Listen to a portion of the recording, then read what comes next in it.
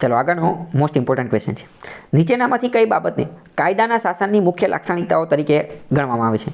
પહેલાં તો સમજો કે કાયદાનું શાસન એટલે શું. આ અત્યંત મહત્વનો કોન્સેપ્ટ છે. કાયદાનું શાસન એટલે કે રૂલ ઓફ લો. કાયદાનું શાસન આ કોન્સેપ્ટ શું છે પહેલાં એ સમજો. તો કે રૂલ ઓફ લો, ROL, કાયદાનું શાસન, એનો કોન્સેપ્ટ આપેલો હતો ડાયસી નામના વ્યક્તિએ. ડાયસી નામનો વ્યક્તિ હતો એને, બરાબર. જ્હોન લોક નામનો એક ફિલોસોફર હતો ને, એણે કીધું કે વેર લો એન્ડ્સ, જ્યાં કાયદાનો અંત થાય છે, ટાયરાની બિગન્સ. ટાયરાની એટલે કે આપ ખુદ શાહી જે છે એ ચાલુ થાય છે. આ બંને કોટ હું તમને થોડી વાર પછી સમજાવું, બરાબર. પણ ઇન શોર્ટ પહેલાં એટલું યાદ રાખો કે રૂલ ઓફ લો, કાયદાનું શાસન, એનો ઉલ્લેખ ડાયસીએ કરેલો હતો અને ડાયસીએ આ કોન્સેપ્ટ આપેલો હતો. બાહુબલી મૂવીની અંદર કહે છે કે ભાઈ મેરા વચન હી હે મેરા શાસન, મેરા વચન હી હે મેરા શાસન. તો શું આને કાયદાનું શાસન કહેવાય?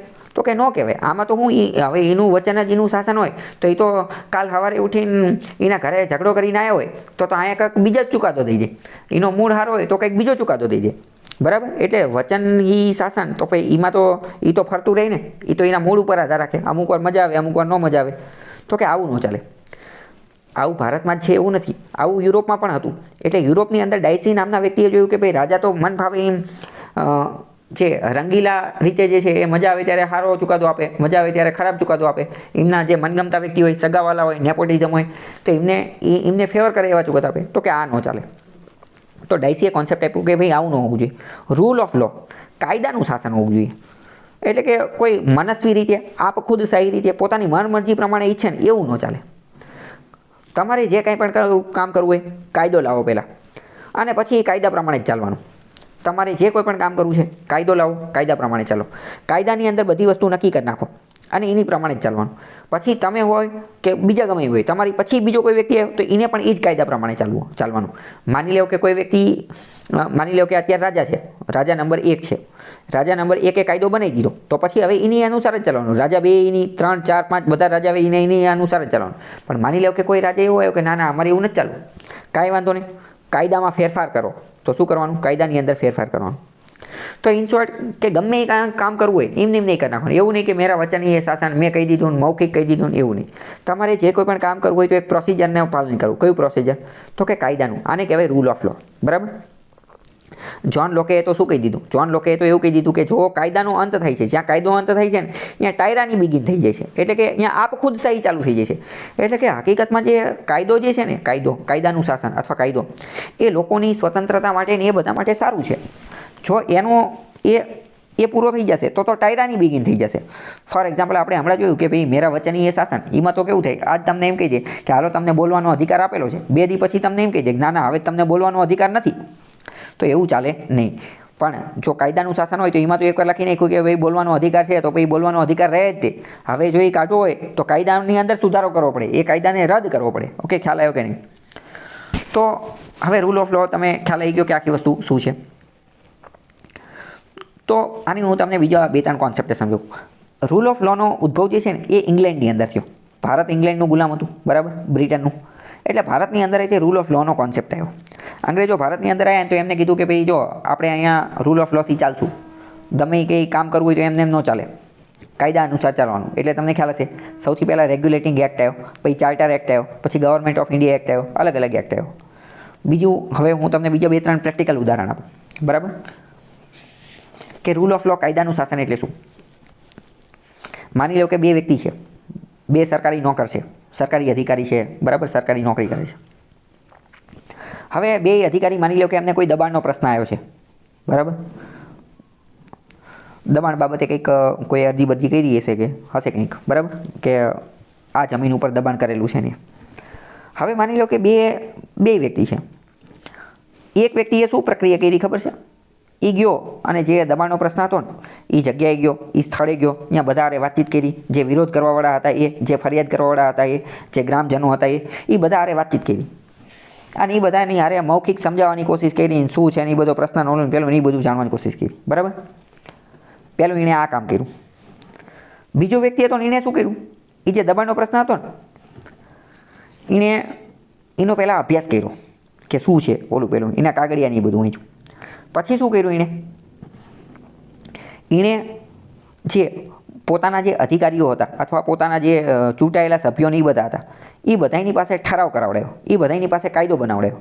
એણે આખી એક દબાણની ફાઇલ તૈયાર કરી, આખી એક દબાણની જે છે એ ફાઇલ તૈયાર કરી કે આવો આવો પ્રશ્ન છે, આવું આવું થઈ શકે, આનું આવું આવું સમાધાન હોઈ શકે, ગ્રામજનોનું આવું કહેવાનું છે ને એ બધું. ઇન શોર્ટ એક આખી જે છે એ ફાઇલ તૈયાર કરી, પેપર વર્ક કર્યું, ડોક્યુમેન્ટેશન, કાગળિયા ને એ બધું તૈયાર કર્યું. બરાબર, આટલી વસ્તુ સમજી ગયા, બે વ્યક્તિ હતા. હવે તમે વિચારો, ઉપરથી કોઈ અધિકારી આવ્યો ચેકિંગ માટે, ઉપરથી કોઈ વ્યક્તિ અથવા તો કોર્ટે જ તે માની લો કે કોર્ટે બોલાયા અને કીધું કે ભાઈ એટલે 15-20 વર્ષથી દબાણનો પ્રશ્ન છે, તમે શું કામ કર્યું, તમે શું કામ કર્યું? બરાબર, તો એ તમે વિચારો કે પહેલો વ્યક્તિ જે રહ્યો કે જે હકીકતમાં રૂબરૂ ત્યાં જઈને બધું કામ કર્યું હતું, અને બીજો વ્યક્તિ તો રૂબરૂ ગયો નહોતો. બરાબર, રૂબરૂ એને ખબર નથી સ્થળ બળ ક્યાં છે. પણ તમે વિચારો, કોર્ટ કોની વાતને માન્ય રાખશે, અથવા કોર્ટ જે છે એ કઈ વાતમાં વધુ ઊંડી ઉતરી શકશે, કઈ વાતને એ વિશ્વાસપાત્ર ઠેરવશે? તમે વિચારીને કહો તો. રિપોર્ટવાળાને, બીજું કે જેણે આ બધું તૈયાર કરી, આખી ફાઇલ તૈયાર કરી, ડોક્યુમેન્ટ તૈયાર કરી એને, કેમ કે ઓલાએ તો ભાઈ મૌખિક તૈયાર કર્યું, એનો તો કોઈ મતલબ જ નથી, મૌખિક વસ્તુનો કોઈ ઉલ્લેખ છે નહીં. કેમ? કારણ કે ભારત રૂલ ઓફ લો, કાયદાના શાસન વડે, કાયદા વડે ચાલતો દેશ છે. બરાબર, એટલે હંમેશા રૂલ ઓફ લો જે છે એને વળગી રહેવું પડે. તમને ખ્યાલ હશે, એટલે જ તો વારંવાર ઘણી બધી વાર સિનિયર ને જુનિયર આ બધા અધિકારીઓ રહ્યા એ ઘણી બધી વાર એવું પણ કહેતા હોય, બરાબર, કે તમારે આ કામ કરાવવું છે તો કે હા કરાવી નાખો, પણ કે તમારે લેખિતમાં આપવું પડશે. શા માટે લેખિતનો વધારે આગ્રહ રાખતા હોય છે? કારણ કે ભારત કાયદાના શાસન અનુસાર ચાલે છે એટલે. બરાબર, કાયદાના શાસન અનુસાર ચાલે છે એટલે. આની પહેલાં મેં તમને એક વાત ચલાવ્યો હતો વિડીયોની અંદર. બરાબર, મેન્યુઅલ્સ, તલાટી મેન્યુઅલ્સ આવે, પ્રાંત મેન્યુઅલ્સ આવે, કલેક્ટર મેન્યુઅલ્સ આવે, એટીવીટીની મેન્યુઅલ્સ છે, દરેક જગ્યાની મેન્યુઅલ્સ હોય. મેન્યુઅલ્સનો મતલબ શું? કાર્યરીતિ, માર્ગદર્શિકા. તો કે એનું આપણે પાલન કરવાનું હોય. બરાબર, એમજી નરેગા એક્ટ છે તો એમજી નરેગાની ઓપરેશનલ ગાઈડલાઇન્સ છે કે કઈ રીતે એનું જે છે એ કામકાજ કરવાનું, એ દરેક સ્ટેપ લખેલા છે. તો આને શું કહે? કાયદાનું શાસન કહેવાય. હવે પછી એની અંદર લખેલું જ છે કે ભાઈ નરેગા એક્ટની અંદર આટલી વસ્તુ કરવાની, પણ માની લો કે કોઈ તોય તમારા અધિકારી અથવા કોઈ બીજા વ્યક્તિ જે છે એ તમને એમ કે ના કે આમ નહીં કરવાનું, આવી રીતે કરવું પડશે, તો ચાલે? તો કે ન ચાલે. કેમ? કારણ કે કાયદાના શાસનની વિરુદ્ધમાં તમે જઈ રહ્યા છો એટલે. તો ઓકે, પહેલાં તો કાયદાનું શાસન, આ કીવર્ડ તમારા મગજમાં બેસી ગયો. ચલો, હવે કાયદાનું શાસન શું કરે છે, કાયદાના શાસનથી શું થાય, હવે એ આપણે જોઈએ. પહેલી વસ્તુ જોઈએ, પહેલું કે કાયદાના શાસનની મુખ્ય લાક્ષણિકતા કઈ છે. બરાબર, ચલો પહેલાં તો આપણે એ સમજીએ કે કાયદાનું શાસન જો હશે તો એ જે સરકાર અથવા કારોબારી એની પાવર, એની સત્તા જે છે એમાં વધારો કરશે કે એમાં ઘટાડો કરશે? કાયદાનું શાસન હશે તો એમાં સરકાર, એક્ઝિક્યુટિવ, કારોબારી, એની સત્તા, એનું પાવર, એમાં વધારો થશે કે ઘટાડો થશે? એની અંદર ઘટાડો થશે ને. કેમ? કારણ કે હવે એને કાયદાને વળગીને જ રહેવાનું છે. એ કાયદાની આડું કામ નહીં કરે ને, કાયદાની બહારનું કામ નહીં કરી શકે. બરાબર, એક રીતે મર્યાદિત કામ થઈ ગયું ને. પહેલાં તો ઓલામાં તો કેવું હતું, મેરા વચન એ શાસન, જે બોલે એ મનમાં જે આવ્યું બોલી દીધું. પણ આમાં તો એવું ન ચાલે ને, ગમે એવું ન બોલી શકે. જો કાયદામાં લખેલું છે એ જ કરી શકાય, અને જો કાયદામાં નથી લખેલું તો એમાં ફેરફાર કરવો પડે અથવા નવું ઉમેરવું પડે. બરાબર, તો કાયદાનું શાસન આપણે એક રીતે એવું કહી શકીએ કે નાગરિકોને વધુ સ્વતંત્રતા આપે છે. નાગરિકોની સ્વતંત્રતા, નાગરિકોની લિબર્ટી, ફ્રીડમ જે છે એને સુનિશ્ચિત કરે છે, એવું કહી શકાય? તો કે હા, કહી શકાય. કાયદાનું શાસન શું કરે છે? નાગરિકોને વધુ સ્વતંત્રતા આપે છે, અને સરકાર જે છે એને સિકંજામાં રાખે છે, એને કંટ્રોલમાં રાખે છે. ઓકે, ખ્યાલ આવ્યો કે નહીં? ઓકે, ચલો. તો હવે આપણે જે છે એ કાયદાનું શાસન જે છે એના બીજા અમુક લક્ષણ જોઈએ. કાયદાનું શાસન જે છે એનું એક બીજું લક્ષણ એ છે કે દરેક વ્યક્તિ કાયદા સમક્ષ સમાન છે, ઇક્વાલિટી બિફોર લો. દરેક વ્યક્તિ જે છે કાયદા સમક્ષ કેવો છે? સમાન છે. અને રૂલ ઓફ લો, કાયદાનું જે શાસન છે એનો સૌથી મોટો સિદ્ધાંત હોય ને તો એ એમ કહે છે કે સુપ્રીમસી ઓફ લો.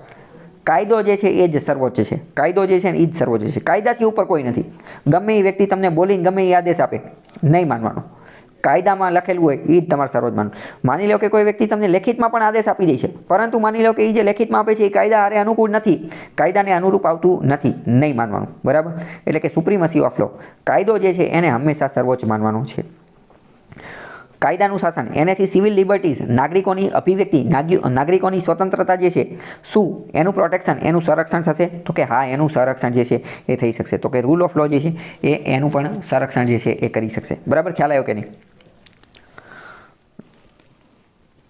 ચલો, હવે ક્વેશ્ચન જોઈએ કે કાયદાના શાસનની મુખ્ય લાક્ષણિકતા કઈ છે. તો હવે આપણે જોઈએ કાયદાનું શાસન છે. પહેલું એમ કહે છે કે વહીવટી સત્તાની મર્યાદા. વહીવટી સત્તા એટલે શું? તો કે એડમિનિસ્ટ્રેટિવ વર્ક, ક્લાર્ક લોકોને આ બધા જે કામ કરતા હોય, બરાબર. વહીવટી સત્તાની મર્યાદા, કાયદાના શાસન, એની મુખ્ય લાક્ષણિકતા એ શું? વહીવટી સત્તાની મર્યાદા એ આવશે કે નહીં આવે? તો કે હા આવશે ને. કેમ? કારણ કે કાયદો વહીવટી સત્તા, વહીવટ કરવાવાળા વ્યક્તિ કોણ હશે? તો કે એડમિનિસ્ટ્રેટર જે વહીવટ કરવાવાળા વ્યક્તિ હશે.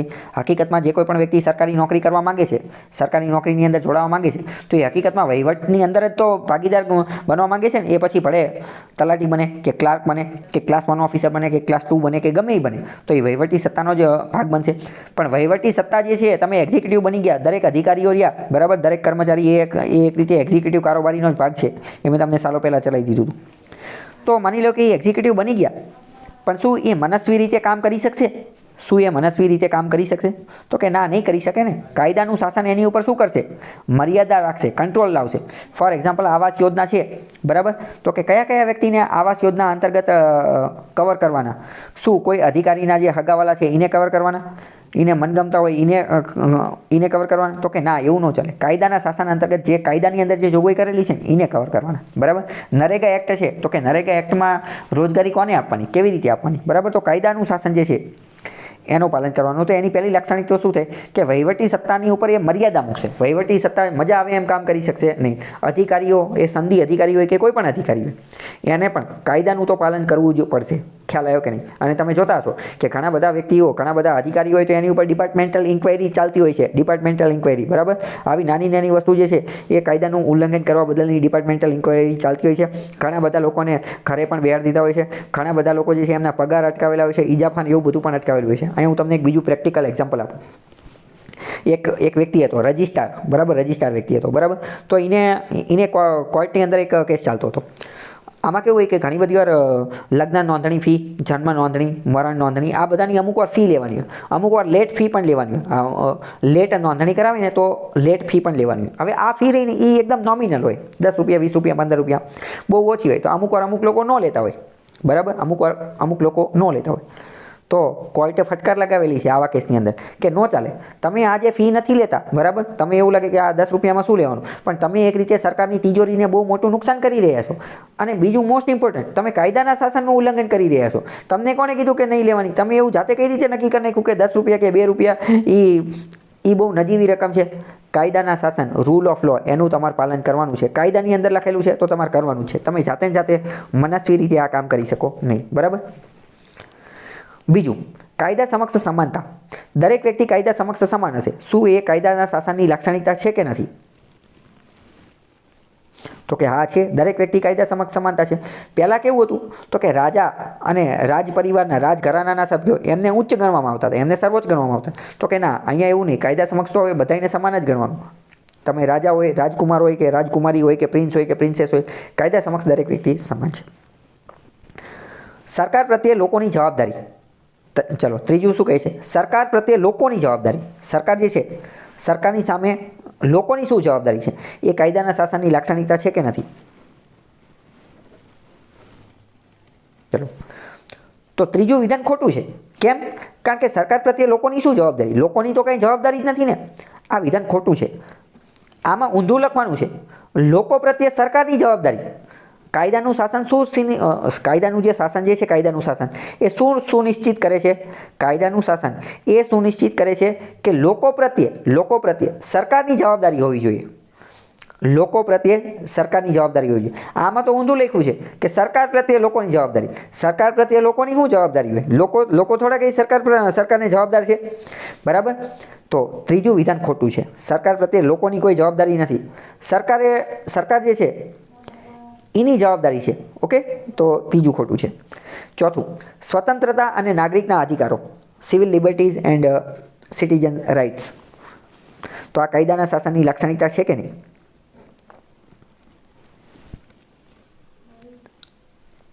તો આ એની લાક્ષણિકતા છે, બરાબર. સ્વતંત્રતાને એ આપે છે. ઓકે, તો કાયદાનું શાસન, ડાયસીનો જે કોન્સેપ્ટ એ તમને ખ્યાલ આવી ગયો. હવે જો મેં તમને ડાયરેક્ટ આ કહી દીધું હોત કે ભાઈ વહીવટી સત્તાની મર્યાદા અને કાયદા સમક્ષ સમાનતા, તો તમારા મગજમાં આખું ઉતરે જ નહીં, બરાબર.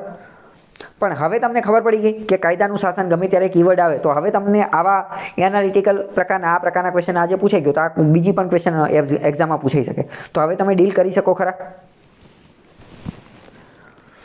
બીજું, હવે ગમે ત્યારે તમે કીવર્ડ વાંચો કાયદાનું શાસન, ગમે ત્યારે તમે આ એક શબ્દ વાંચો કાયદાનું શાસન, તો તમારા મગજમાં તમને ખબર પડી જવી જોઈએ કે કાયદાનું શાસન એટલે આ વાત કોની કરે છે, શેની વાત થવી જોઈએ. તો તમારા મગજમાં આ બધી વસ્તુ જે છે એ ફરતી રહેવી પડે. બરાબર.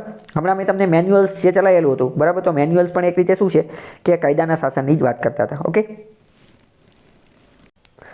કાયદાના નિયમના સિદ્ધાંતોના સંદર્ભમાં નીચેના વિધાનોનો વિચાર કરો. કાયદાના નિયમ એટલે કોની વાત કરે છે? કાયદાનો નિયમ કોની વાત કરે છે? રૂલ ઓફ લોની વાત કરે છે. ખ્યાલ આવ્યો કે નહીં? હવે આપણે વિધાન જોઈએ કયા કયા. પહેલું વિધાન એવું કહે છે કે કાયદાનું શાસન એ કોઈ પણ સંસ્કારી લોકશાહી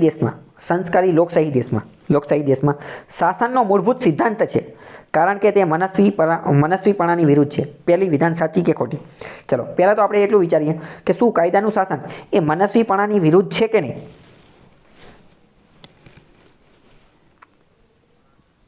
મનસ્વીપણાનો મતલબ શું થાય? મનસ્વીપણાનો મતલબ એમ મન ફાવે એમ, મજા આવે એમ, મન ફાવે એમ, મેરા વચન હી મેરા શાસન, મને જે સારું લાગે એ મનસ્વીપણું, એટલે એને મનસ્વીપણું. બરાબર.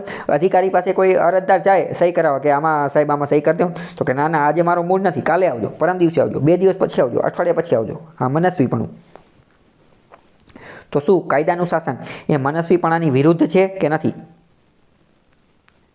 તો કે મનસ્વીપણાની વિરુદ્ધ છે. એટલે કે કોઈ પણ સંસ્કારી લોકશાહી દેશનો શાસનનો જે મૂળભૂત સિદ્ધાંત હોય, મૂળભૂત સિદ્ધાંત એ શું છે? એ કાયદાનું શાસન છે અને મનસ્વીપણાની વિરુદ્ધ છે.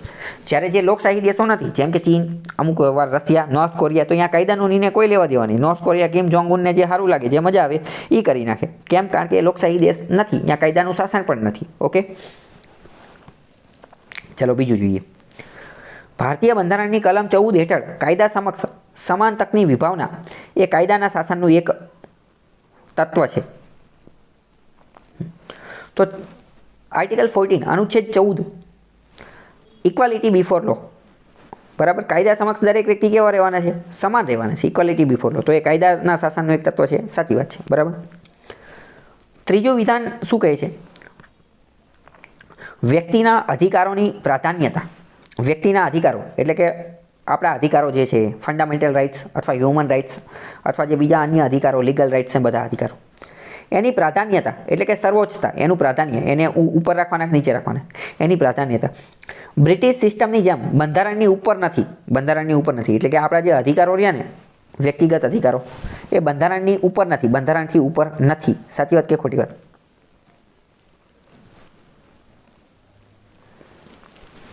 તો કે હા સાચી વાત છે. બંધારણથી ઉપર તો કોઈ નથી. સર્વોચ્ચ જ કોણ છે? સર્વોચ્ચ જ બંધારણ છે. બંધારણમાં વાંધો હોય તો શું કરવાનું? સુધારો કરી નાખો બંધારણમાં. બંધારણમાં સુધારો કરવાની વ્યવસ્થા તો આપેલી છે.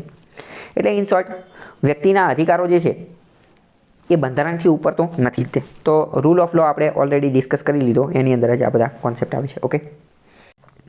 પહેલું નિવેદન એવું આપેલું છે કે મૂળભૂત અધિકારો દેશને સરમુખ હથિયારશાહી શાસનથી મુક્ત બનાવે છે. સરમુખ હથિયારશાહી શાસન એટલે ખ્યાલ છે? સરમુખ હથિયારશાહી શાસન,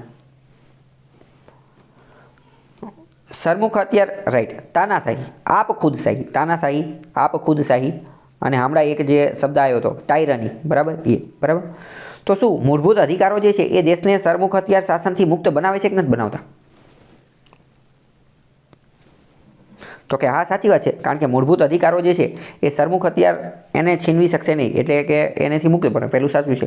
બીજું, રાજકીય લોકશાહી, પોલિટિકલ ડેમોક્રેસી, રાજનીતિની અંદર લોકશાહી, એના આદર્શોને પ્રોત્સાહન આપવા માટે મૂળભૂત અધિકારો રજૂ કરવામાં આવેલા છે. ભારતની અંદર રાજનીતિક લોકશાહી, પોલિટિકલ ડેમોક્રેસી, એના પ્રોત્સાહન માટે જે છે મૂળભૂત અધિકારો રજૂ કરવામાં આવેલા છે. એ વાત સાચી છે? તો કે હા સાચી છે. અને બંને વિધાન સાચા છે અને આ તર્ક જે છે એ પણ સાચું છે. ઓકે, ખ્યાલ આવ્યો?